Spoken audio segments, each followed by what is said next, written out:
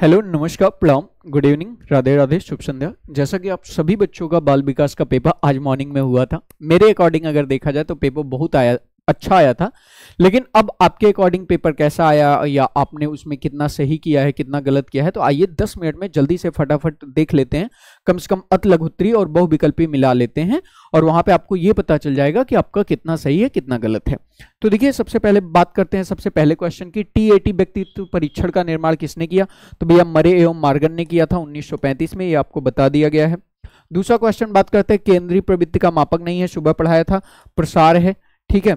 उसके बाद संवेग का प्रकार नहीं था तो ध्यान था, ठीक है, ये आपका करेक्ट आंसर था। ये सब बच्चे में पाए जाते हैं जन्म के समय, ठीक है। कोहलर ने अपने सीखने के सिद्धांत का प्रतिपादन किसके ऊपर किया था? तो बनमानुस के ऊपर किया था। ये एक चिंपैंजी भी कह सकते हो आप सुल्तान भी कह सकते हो, जो कहना है कह लीजिए। फिर इसके बाद है स्मृति का अंग नहीं है, तो स्मृति के अंग में आपको पता है 4 अंग मैंने बताए थे जिसमें चिंतन नहीं था, ठीक है। फिर हम बात कर लेते हैं कल्पना की सामग्री स्मृतियां हैं, ठीक है। कल्पना की सामग्री स्मृतियां हैं। अगर मैं इस कथन की बात कर लूं तो ये बोरिंग व अन्य का कथन है, ये क्लास लेक्चर में बताया गया था, ठीक है। इसके बाद बात करते हैं कि किसी परिस्थिति में प्राप्त ज्ञान प्रशिक्षण का अन्य दूसरी परिस्थिति में उपयोग करना अधिगम स्थानांतरण कहलाता है या सीखने का स्थानांतरण, यह भी क्लास लेक्चर में बताया गया था, ठीक है। बहुलक के लिए संकेताक्षर का प्रयोग होता है, जेड प्रयोग होता है बहुलक के लिए, इसे भूइष्टिक भी कहते हैं, ठीक है।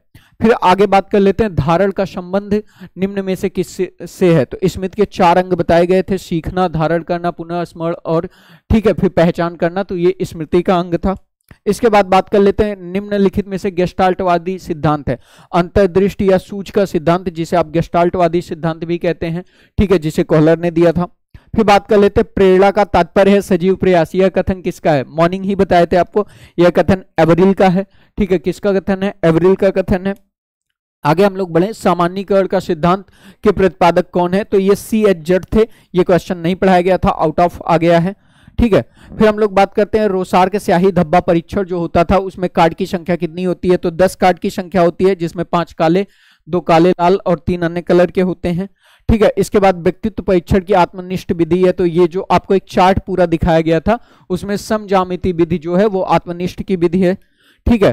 फिर जो प्रेरक सीखे जाते हैं, तो प्रेरक या रुचि ये 2 तरीके की होती है, जन्मजात और अर्जित। तो जो सीखते हैं आप वो अर्जित प्रेरक कहलाते हैं, ये भी आपको बता दिया गया था, ठीक है। अब बात कर लेते हैं अति लघुत्तरी की। तो देखिए, CAT परीक्षण, बाल संप्रत्यक्ष परीक्षण, जो कि 3 वर्ष से 11 वर्ष के बच्चों के लिए होता है, ठीक है, जिसमें 10 जानवरों के चित्र प्रयोग किए जाते हैं, ये भी क्वेश्चन बताया हुआ है, ठीक है। शारीरिक विकास को प्रभावित करने वाले कारक, ये मैंने आपको बकायदा पढ़ा रखा था कि आप या तो वंशानुक्रम से प्रभावित होते हैं, खान पान सही ना हो तो भी शारीरिक विकास प्रभावित होता है, बहुत ज्यादा विश्राम अगर नहीं करते हैं, टाइम से निद्रा नहीं लेते हैं तो भी शारीरिक स्वास्थ्य अच्छा नहीं रहता है, वातावरण अगर बहुत गंदा मिल जाता है तो भी आप शारीरिक रूप से बीमार रहते हैं, परिवार की स्थिति भी शारीरिक विकास को प्रभावित करती है। तो ये 4 कारक थे, ठीक है।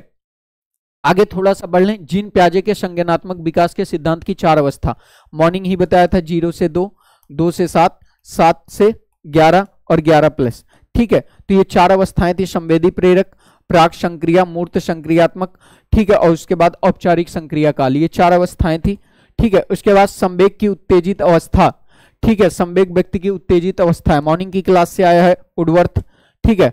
बुद्धि लब्ध निकालने का सूत्र, हमेशा ये तो बताया ही गया है, ठीक है, ये मानसिका बेटा वास्तविका गुणे 100 मॉर्निंग क्लास से है। विनय साइमन बुद्धि परीक्षण 1905 में हुआ था, ठीक है, बाद में इसे 1908 1911 में संशोधित भी किया गया था।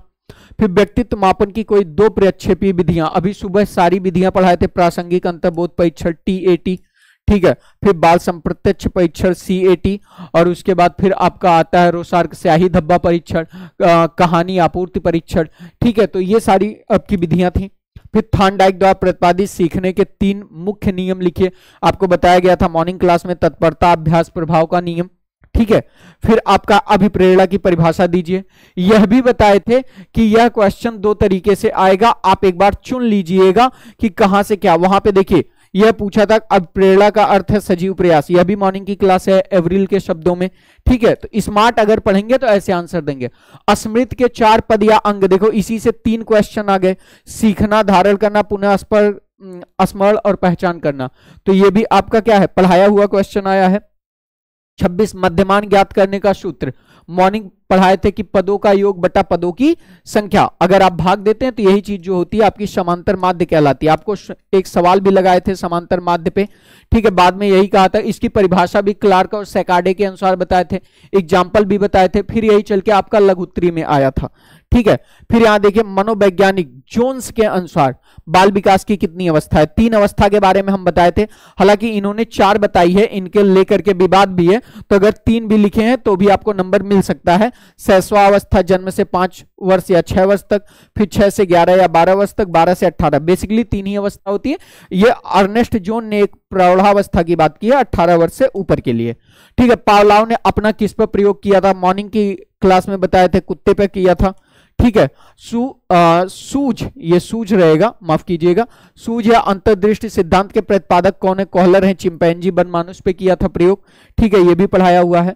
आलपोर्ट के अनुसार व्यक्तित्व की परिभाषा, ये हमने क्लास लेक्चर में बता रखा है कि व्यक्तित्व व्यक्ति के भीतर उन मनोशारीरिक गुणों का गत्यात्मक संगठन है जो वातावरण के साथ उसके अद्वितीय समायोजन निर्धारित करता है। ये हमने क्लास लेक्चर में पढ़ाया था। तो ये 30 क्वेश्चन है, अगर आप यहां पे 20 प्लस स्कोर किए हैं तो नो डाउट आप बहुत सेफ जोन में हैं। उसके बाद थोड़ा सा आगे बढ़ जाते हैं लघु उत्तरी क्वेश्चन में। तो विस्मृति का अनाभ्यास का सिद्धांत, ये मैं आपको क्लास लेक्चर में पढ़ा चुका हूं। सीखने के पठार के कारण, ठीक है, कारण क्या है, उपाय क्या है, ये आज मॉर्निंग क्लास में ही बता दिए थे, ठीक है। इसके बाद बाल विकास की किशोरावस्था की विशेषता, अभी सुबह ही एकदम मॉर्निंग आपको विशेषता पढ़ा के भेजा था, ठीक है।